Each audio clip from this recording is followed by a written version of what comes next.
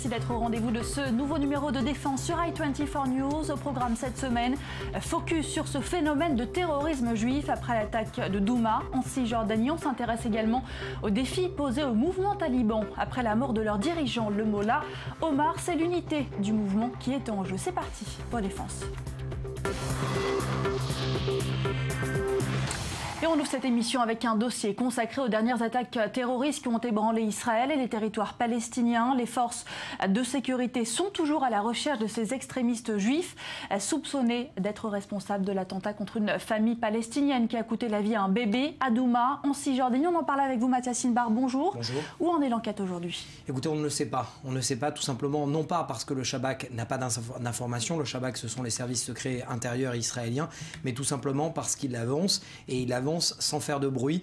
Généralement, vous le savez, lorsque par exemple Danny Goren a été assassiné, nous avons su exactement ce qui s'était passé 3 semaines plus tard, parce que le Shabak en général mène des arrestations, mène une enquête, et lorsque toute la cellule a été arrêtée, lorsque le commanditaire jusqu'à l'appliquant de cet ordre ont été arrêtés, c'est là que les services secrets intérieurs révèlent l'information et l'exactitude des faits. Donc pour l'instant, ce que l'on sait, c'est qu'il y a une forte présence et de la police israélienne et d'agents des services secrets intérieurs à l'intérieur de la Cisjordanie pour aller très vite, pour éviter toute spéculation et pour arrêter le plus rapidement possible, comme ils en ont reçu l'ordre de la part de Benjamin Netanyahou. Benjamin Netanyahou qui a utilisé pour la première fois le terme de terrorisme juif, ce n'est pourtant pas un phénomène qui est nouveau. Ce n'est pas nouveau, cela a commencé en tout cas bien avant 2015. On va principalement se focaliser depuis 1994. Vous le savez, Baruch Goldstein, ce médecin israélien, utilise l'arme qu'il possède qu'il a en sa possession de la part avec ses vêtements de l'armée israélienne, pénètre dans le caveau des patriarches à Hebron et assassine 29 Palestiniens. Mais très vite, c'est aussi de manière controversée. On parle de terrorisme ou de terrorisme juif. Yigal Amir en 1995 qui assassine le Premier ministre Yitzhak Rabin. Et puis 10 ans plus tard, il y a 2 faits. Idan Natanzada, ce jeune soldat âgé de 19 ans qui déserte l'armée israélienne, pénètre dans un bus à Shfaram dans le nord d'Israël et tue plusieurs personnes. Il est tué à la suite d'un lynchage de la part des personnes et dans le bus et de ses voisins. Et puis Yaakov Tetel en 2009, prison à vie, il a arrêté pour avoir tué 2 Palestiniens. Lui aussi à l'époque, il disait agir au nom de l'idéologie d'extrême droite radicale Kahaniste du nom du Rav Meir Kahana. Alors en tout cas, Mathias, que le gouvernement appelle les terroristes juifs appartiennent aujourd'hui à une mouvance extrémiste qui est basée dans les implantations. Vous avez tenté de les approcher, on va regarder votre reportage. Kfar Tapouar, au cœur de la Cisjordanie. L'implantation juive y abritait pendant des années un groupe attaché à l'idéologie radicale d'extrême droite, kahaniste. Mais depuis, ces derniers ont peu à peu quitté les lieux pour se rendre dans les collines qui surplombent le village. C'est là que l'on retrouve la famille Perelman. Elle était en 2010 dans le viseur des services de sécurité israéliens pour activités terroristes. Depuis, l'affaire a été classée sans suite. Et face au drame de Douma, il y a très peu de place à l'examen de conscience. Personne ne sait encore ce qui s'est passé à Douma. Quand tu as 16 ou 17 ans, tu te crois sur le toit du monde. Je le sais parce que j'en faisais partie aussi. Je ne pense pas que cela peut nous aider, au contraire. Même si ce n'est pas bien que ce bébé ait été brûlé et si personne n'avait réagi, si Benjamin Netanyahou ne s'était pas excusé. Enfin, je veux dire que nous aussi, nous avons des fous chez nous et celui qui doit aller en prison ira en prison. Ça s'arrête là. Pas besoin de se prosterner et de leur lécher les pieds. Le QG de ces jeunes des collines de Tapouar, le voici, une tente au milieu de la nature. C'est en allant en leur direction que nous voyons que nous ne sommes pas les bienvenus. Ce jeune nous bloque la route. Nous tentons alors une approche, sans succès. Il nous évite et cherche à cacher son visage, avant de prendre son téléphone et de s'éloigner. En ligne, Moshe Auerbach, placé en détention administrative et depuis assigné en résidence par les services de sécurité intérieure. Il lui est reproché d'avoir écrit et distribué un document sur la nécessité d'attaquer des biens et des personnes non juives. Nous n'en saurons pas davantage. Ils viennent de recevoir un ordre devant nos caméras. Ils doivent quitter les lieux. Si rien ne filtre encore sur l'enquête autour de l'attentat de Douma, L'un des responsables du village de Kfar Tapouar refuse les amalgames. Pour lui, si l'attaque s'avère être l'effet de terroristes juifs, cela n'a rien à voir avec les habitants juifs de Cisjordanie. Nous ne sommes pas concernés par ces actes criminels. S'il y a des criminels, et je le répète, il faut que l'enquête le prouve, le gouvernement doit traiter le problème. Nous sommes venus ici pour peupler, non pour être criminels. Si des jeunes des collines viennent me voir en me disant qu'ils ont fait un acte répréhensible, je leur dirai que c'est interdit de le faire, d'un point de vue légal, religieux et moral. En attendant, pour faire face à cette jeunesse des collines, le gouvernement israélien a autorisé la détention administrative de personnes soupçonnées d'implication dans des activités terroristes. Alors comment est-ce que les autorités israéliennes font-elles face à ce phénomène? On en parle tout de suite avec Lior Ackerman, ancien officier supérieur du Shin Bet, les services de sécurité intérieure israéliens. Bonjour. Alors, le Shin Bet est toujours à la recherche de ces extrémistes juifs soupçonnés d'être responsables de l'attaque de Douma. Est-ce que dans la collecte des renseignements, ça change quelque chose d'être à la recherche d'un terroriste juif ou arabe ?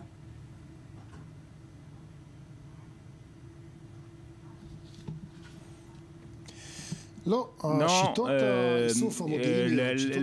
les méthodes de travail du Shabak sont tout à fait les mêmes face aux Arabes ou face aux Juifs. D'un point de vue professionnel, le Shabak sait faire le travail d'une manière très professionnelle. D'un point de vue du renseignement, il réussit à collecter des informations. La différence entre les deux secteurs est dans la possibilité de déjouer les attentats et également au niveau judiciaire dans la présentation de preuves contre les suspects.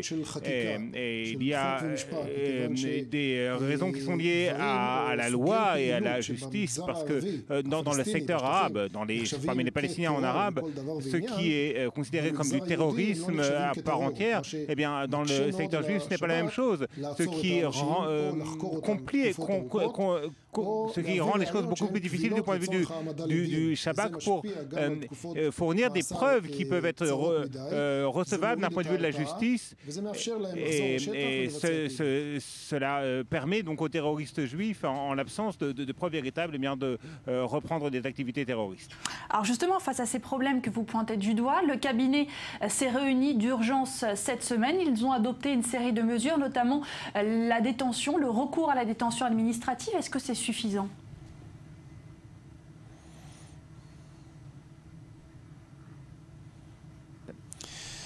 Cela ne suffit pas. D'abord, il faut dire que tous ces instruments, d'un point de vue de la loi, existaient jusqu'à maintenant.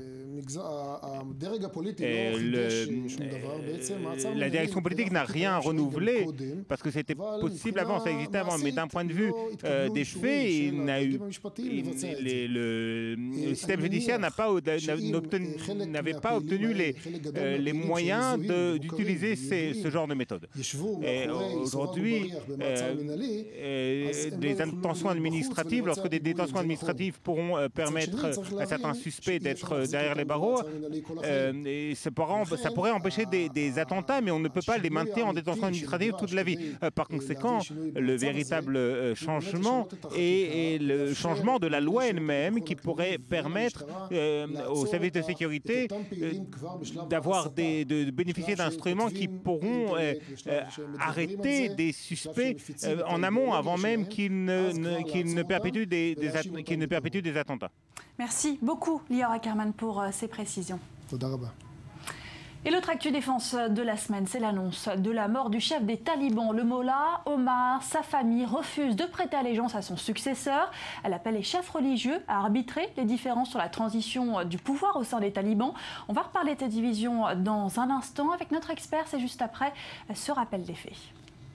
Après avoir longtemps gardé le silence radio sur le sort de leur chef, les talibans ont finalement confirmé ce jeudi le décès du Mollah Omar.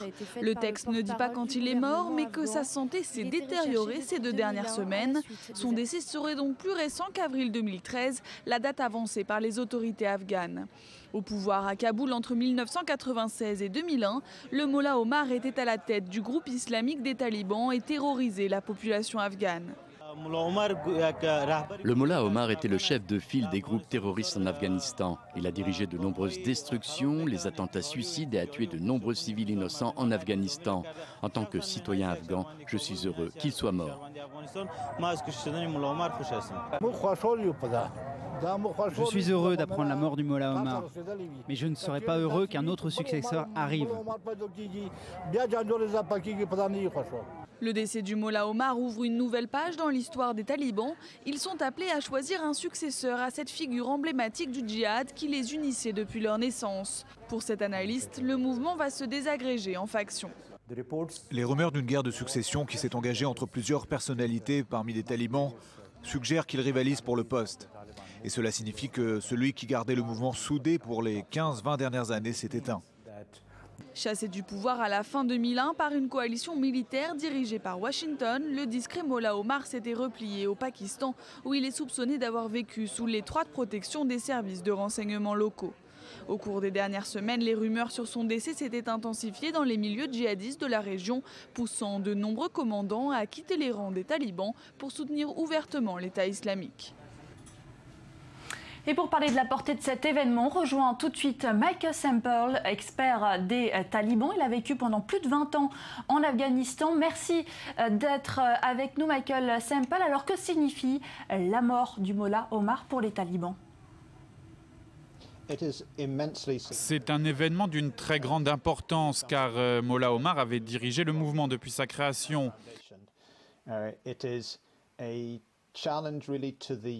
Sa mort représente un véritable défi pour l'avenir et l'unité du leadership taliban, car jusqu'à aujourd'hui, les dirigeants du mouvement se servaient du charisme de Mollah Omar.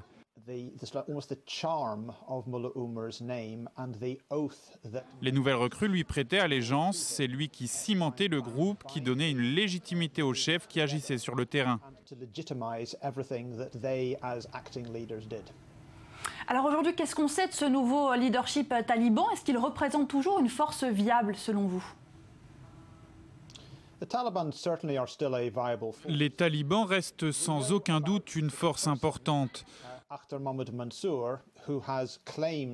On sait que le Mollah Mansour se réclame comme légitime successeur du Mollah Omar. On sait aussi qu'il fait face à des défis inédits depuis la fondation du mouvement. Mahmoud Mansour était membre du conseil des talibans. Il a été ministre au sein du gouvernement taliban à la fin des années 90.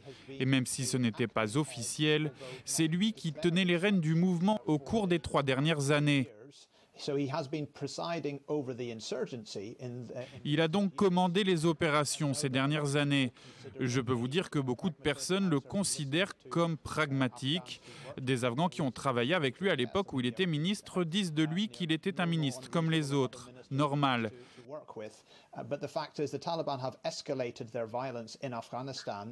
Mais le problème est que les talibans ont accentué leur violence au cours des 2 dernières années sous sa présidence. Ce qui est important chez Mansour, ce n'est pas son profil, mais le fait que depuis 20 ans, les talibans n'ont jamais connu de division majeure et ça les différencie de toute autre organisation politico-militaire en Afghanistan. Les mouvements là-bas sont très divisés, mais maintenant que les talibans sont libérés de l'allégeance du Mollah Omar, on voit l'émergence d'une certaine défiance face à celui qui prétend être leur nouveau leader.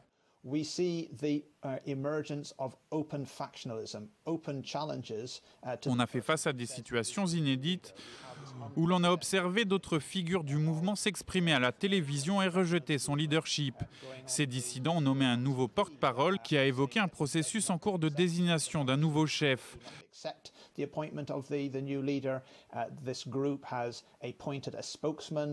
Donc cela amène le mouvement sur des terrains glissants. Oui, les talibans sont une force militaire unie sur le terrain, les actes de violence ont augmenté, mais sur le plan politique, le mouvement fait face à des divisions majeures.